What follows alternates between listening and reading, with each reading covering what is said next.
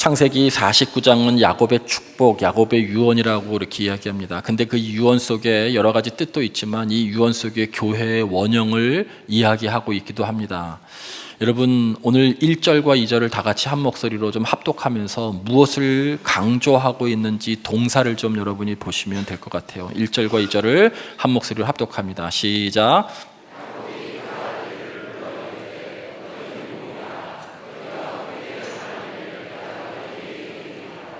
너희는 모여 들으라. 야곱의 아들들아, 너희 아버지 이스라엘에게 들을지어다. 아멘. 여러분, 여기서 강조하는, 잘 보시면 1절과 2절에 강조하는 것이 두 번에 걸쳐서 모이라라고 하는 것을 강조하고 있어요. 너희는 모이라. 너희는 모여 들으라. 모이는 거예요. 그런데 그 앞에는 이르되라고 하는 것, 말하다는 것이죠. 이르되라고 하는 것이 1절과 2절에 반복하고 있어요. 그리고 또 한 가지 강조하고 있는 것이 들으라는 거예요.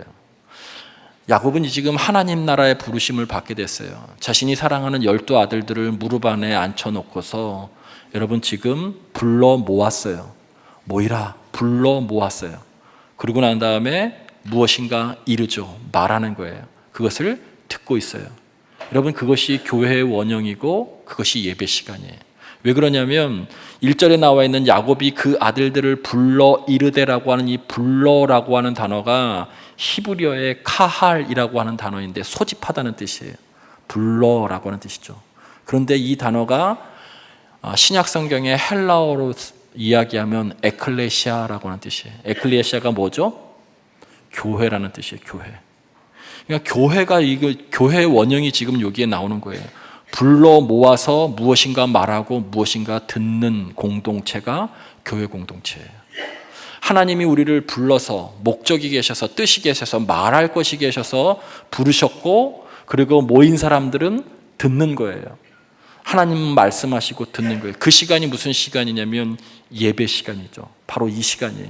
근데 이 야곱이 불러 모을 때에는 유언이에요.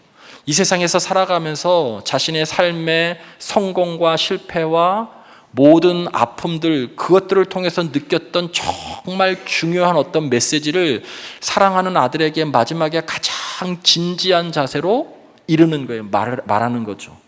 여러분, 그러면 그 아들들도 여러분 어떻게 듣겠어요? 가장 진지한 자세로 듣겠죠. 그게 예배 시간이라는 거예요.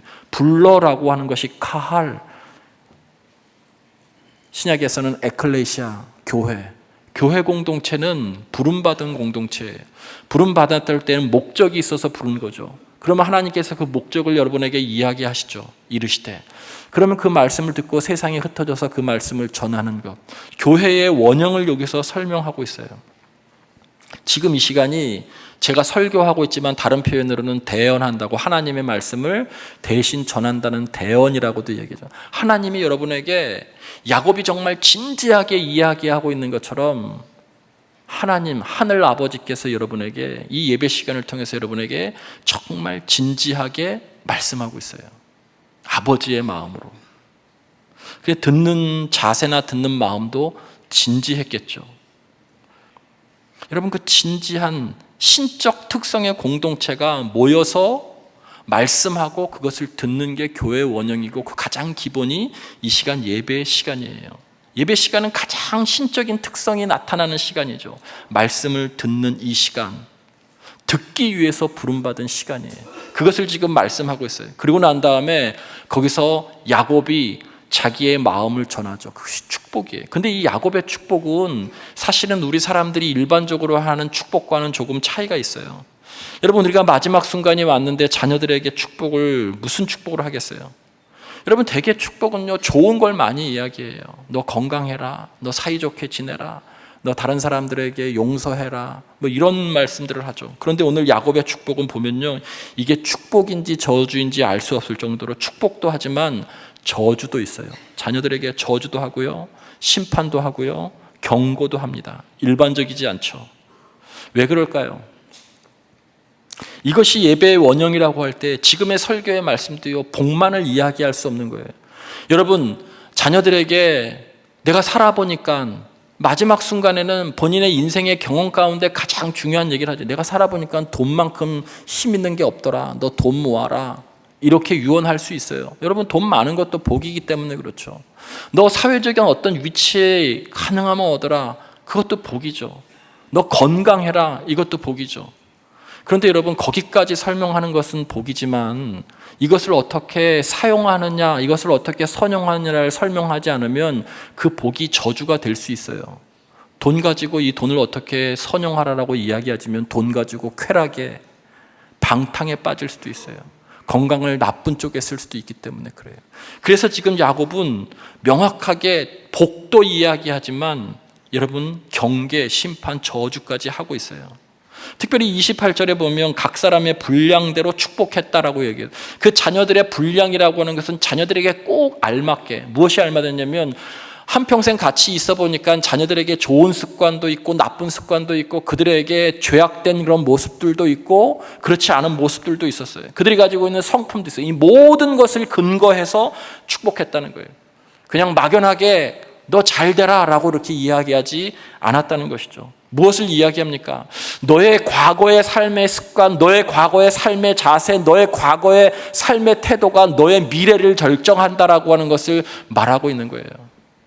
그런데 너의 과거의 이 습관들과 이 잘못들을 네가 반성하고 회개하지 않으면 너는 그대로 그 심은 대로 거둘 것이다 라고 이야기하고 있는 것이 무엇이냐면 말씀의 영적인 기능이기도 하고 너가 후일에 당할 일을 내가 이야기하겠다는 거예요. 여러분, 이 후일에 당할 일을 내가 이르리라고 하는 말씀을 문장 그대로 해석하면요, 이건 운명론이에요. 운명론. 아버지가 신적인 계시를 받아서 너는 훗날에 이렇게 될 것이다. 너 저주받을 거야. 너에게서 메시아가, 너의 지파에서 메시아가 올 거야. 너는 결국 흩어짐이 될 거야. 이런 얘기를 다 설명하고 있어요. 훗날에 있을 일들을. 그러면 이미 결정이 다 내려버려진 거잖아요. 그러면 자녀들이 할 일이 없죠. 여러분, 근데 그런 얘기가 아니에요. 거기는 아버지의 마음이 있는 거예요. 너의 삶을 보니까 너의 죄악, 너의 습관, 너가 가지고 있는 기질들을 보니까 이것들로 잘 조정하지 못하면 훗날에 너 이런 큰 낭패를 당하게 될 것이다 라고 하는 것을 말씀하고 있는 거예요. 운명론이 아니라는 거예요. 이것을 운명론으로 설명하면요, 할 일이 아무것도 없어요. 결정됐는데 뭐 할 일이 있겠어요? 그것은 아버지의 마음이에요. 이 말을 듣고 자녀들의 삶이 조정되기를. 설교 시간도 마찬가지예요. 성경을 전하는 게 설교 시간이에요. 하나님의 말씀, 하나님 아버지의 마음을 전하는 것이 설교 시간이죠. 여러분, 디모데후서 3장 15절부터 17절까지 말씀에 보면 여러분, 성경에 쓰여진 목적과 권위를 설명하고 있는데 15절은 성경의 목적을, 이 성경을 읽음으로 인해서 모든 사람을 구원에 이르게 하겠다라고 하는 것이 목적이에요. 첫 번째 목적. 이 성경을 읽음으로 통해서 예수 그리스도를 만나서 구원을 얻게 하는 것이 성경이 쓰여진 목적의 첫 번째예요.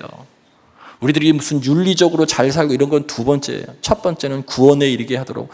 디모데후서 3장 15절, 16절, 17절에 두 번째 목적이 나오죠. 모든 성경은 하나님의 감동으로 된 것으로 교훈과 책망과 바르게 함과 의로 교육하기에 유익하니 이는 하나님의 사람으로 온전케 하며 선한 일을 행하게 온전케 하려 함이다라고 말씀합니다. 거기 보면 성경에 뭐가 나와요?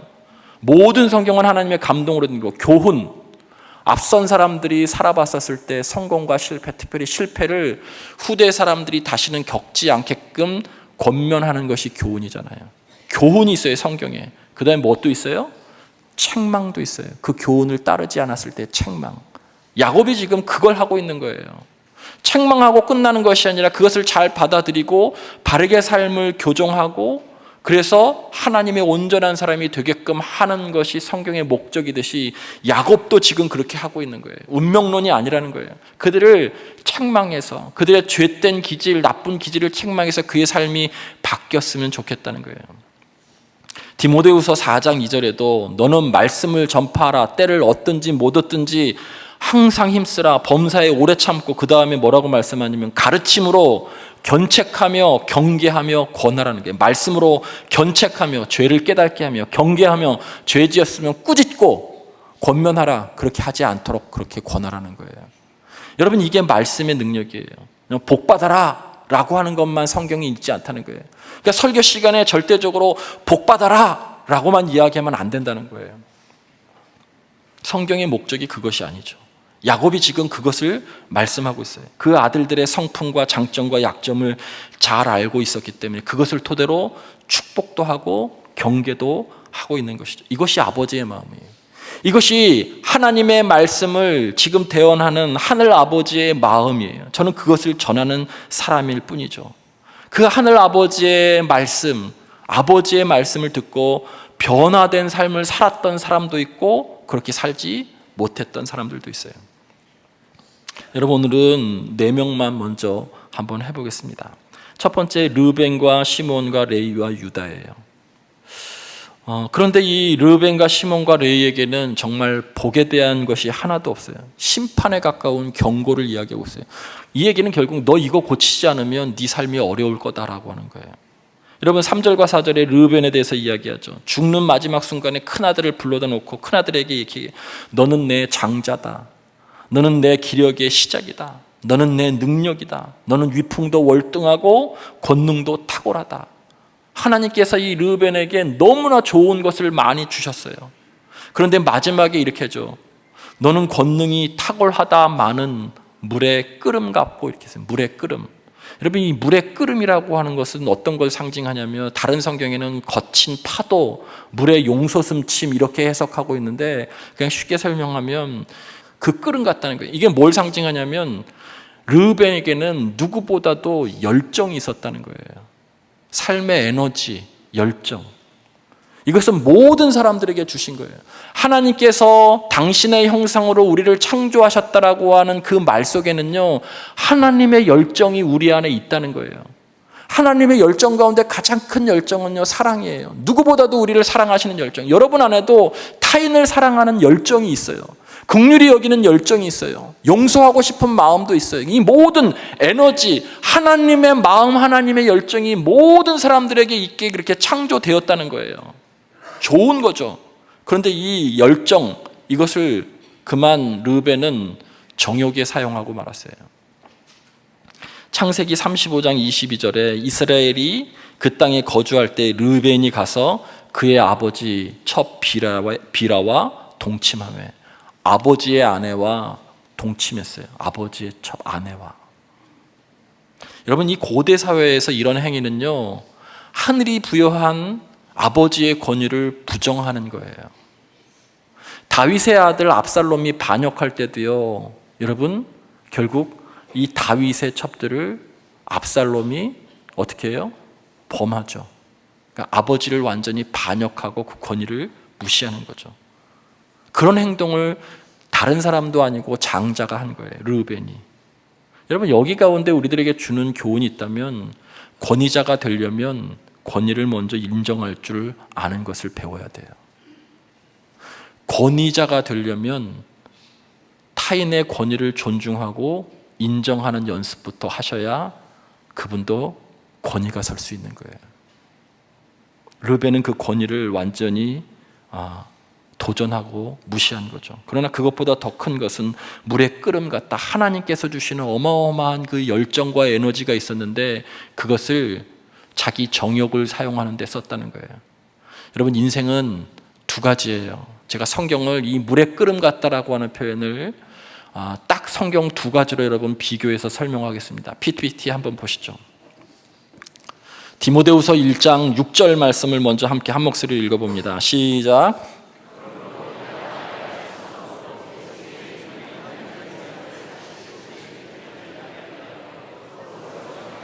자, 로마서 1장 27절 말씀 함께 합독합니다. 시작.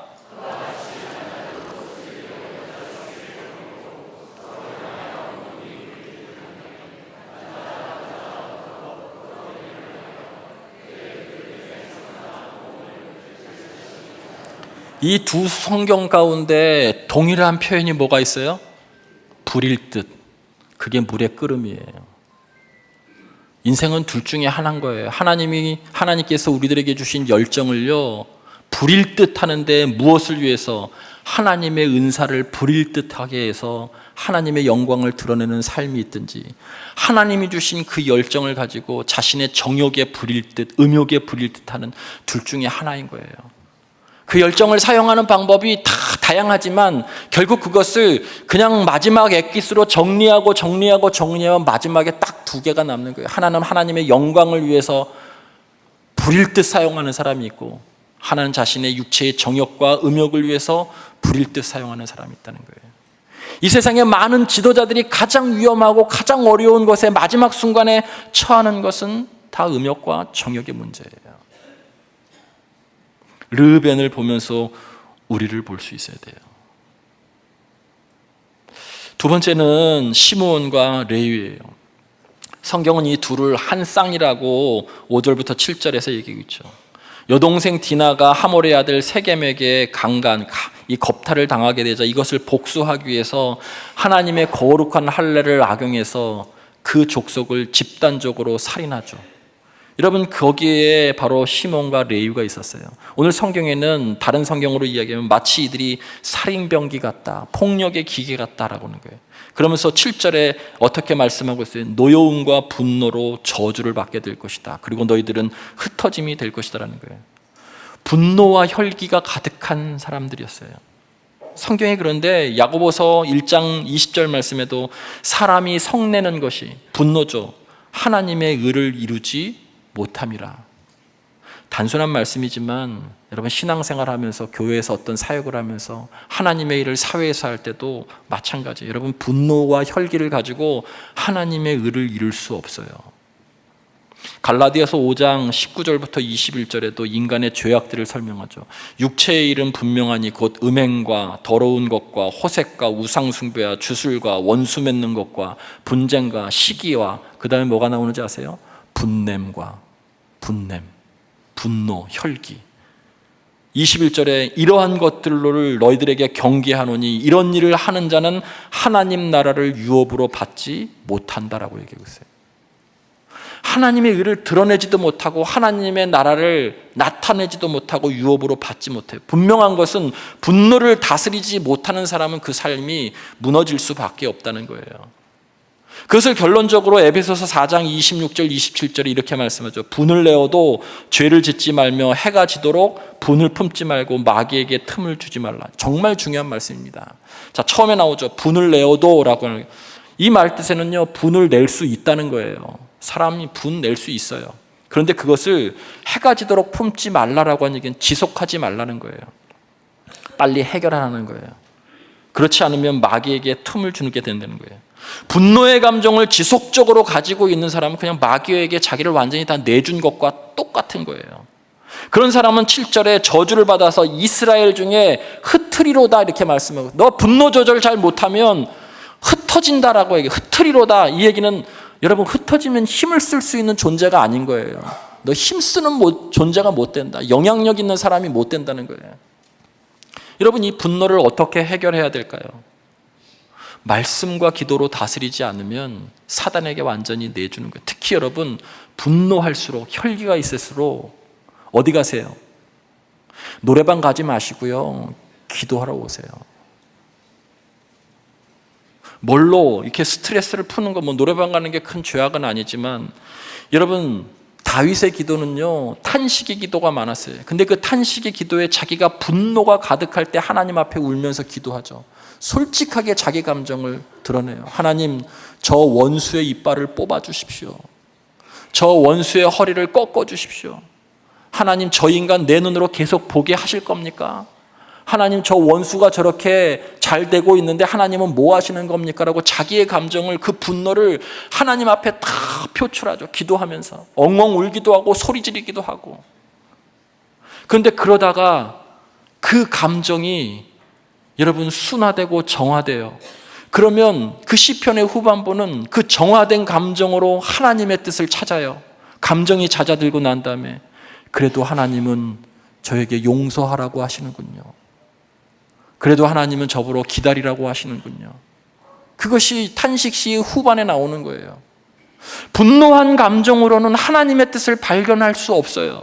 근데 우리의 모임이나 가정이나 어떤 곳에서 분노가 가득 있다 보면 하나님의 의를, 하나님의 나라를 이룰 수도, 유업을 얻을 수도 없는 거예요. 그것을 경고하고 있는 거예요. 하나님이 그런 곳은 흩어버리시는, 영향력이 하나도 없는 곳이 되는 것이죠. 그런데 레위는 그 과정 가운데 변화된 그 지파의 모습을 보여요. 신명기 33장 8절 말씀에 모세가 죽기 전에 레위 지파에게 이렇게 축복합니다. 8절에 이렇게 말씀해요. 주의 둠빔과 우림이 주의 경건한 자에게 있도다 라고 말씀해요. 여기에 경건한 자가 레위 지파예요. 모세가 죽기 전에 이 레위 지파를, 둠빔과 우림은 하나님의 뜻을 묻는 거룩한 도구예요.